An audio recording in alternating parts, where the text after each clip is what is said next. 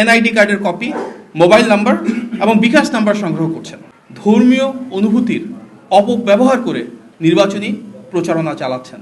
প্রিয় সাংবাদিক ভাই ও বোনেরা, আপনারা অবগত রয়েছেন যে আসন্ন ত্রয়োদশ জাতীয় সংসদ নির্বাচনে 292টি আসনে বিএনপির প্রার্থীরা ধানের শীষ প্রতীক নিয়ে নির্বাচন করছেন।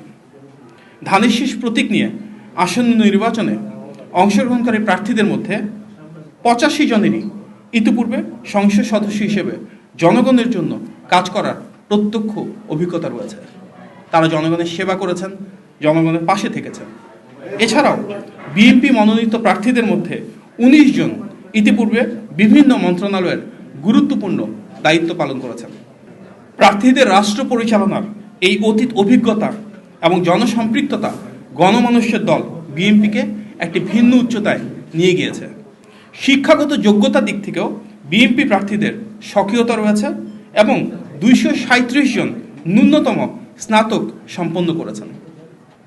বিএনপি আসন্ন নির্বাচনে সর্বোচ্চ সংখ্যক 10 জন নারী প্রার্থীকে মনোনয়ন দিয়েছে, যা নারীর ক্ষমতায়নে আমাদের দলীয় প্রতিশ্রুতির বহিঃপ্রকাশ।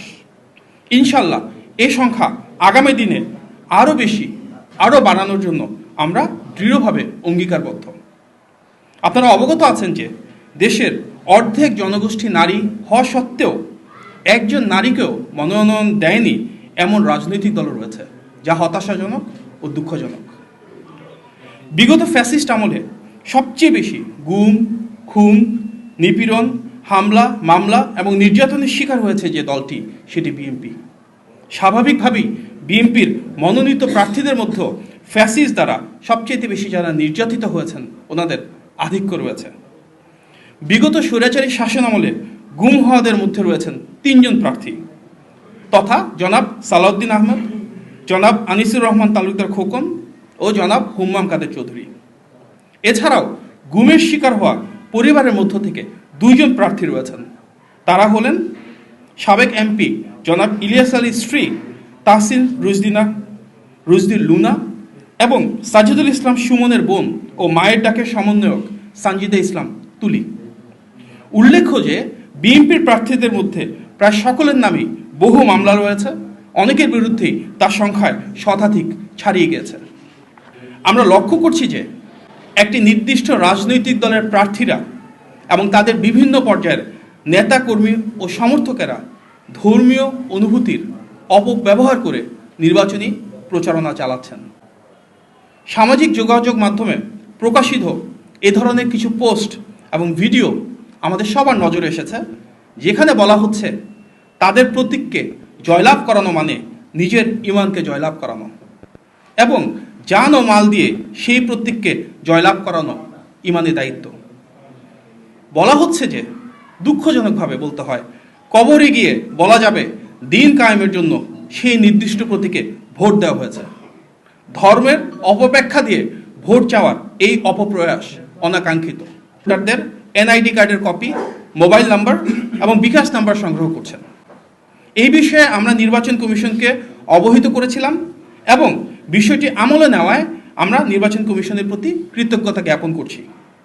তবে একই সঙ্গে আমরা আশঙ্কা করছি যে ইতিমধ্যে সংগৃহীত এসব ব্যক্তিগত তথ্য ব্যবহার করে ভুয়া বা জাল ভোট প্রদান, প্রতারণামূলক ভোট, মৃত ব্যক্তিদের নামে ভোট প্রদান এবং মোবাইল ফাইন্যান্সিয়াল সার্ভিসের মাধ্যমে ভোটারদের আর্থিক প্রলোভন দেখিয়ে প্রভাবিত করার চেষ্টা করা হতে পারে। আপনারা জানেন এই ধরনের কর্মকাণ্ড ভোটার তালিকা আইন 2009-এর ধারা 14, দণ্ডবিধি 1860-এর ধারা 417 ও 420 এবং ডিজিটাল নিরাপত্তা আইন 2018-এর ধারা 2 অনুযায়ী দণ্ডনীয় অপরাধ। তাই আমরা নির্বাচন কমিশনকে অনুরোধ জানাই, দ্রুতই যেন এসব বেআইনি কর্মকাণ্ড বন্ধ করা হয় এবং এনআইডি তথ্যের অপব্যবহার রোধে প্রতিরোধমূলক পদক্ষেপ নেওয়া হয়। আমরা জানতে পেরেছি প্রতিটি ভোট কেন্দ্রে ভলান্টিয়ার ক্যাটাগরির 13 থেকে 15 জন আনসার ও ভিডিপি সদস্য নিয়োগ দেওয়া হবে, যাদের একটি বড় অংশ সাধারণত স্থানীয় বাসিন্দা। স্থানীয়ভাবে বসবাসকারী অনেকেই বিভিন্ন রাজনৈতিক দলে সম্পৃক্ত থাকায় তাদেরকে নির্বাচনী দায়িত্ব পালনে নিয়োগ করা নিরপেক্ষতার প্রশ্ন তোলে বলে আমরা মনে করি।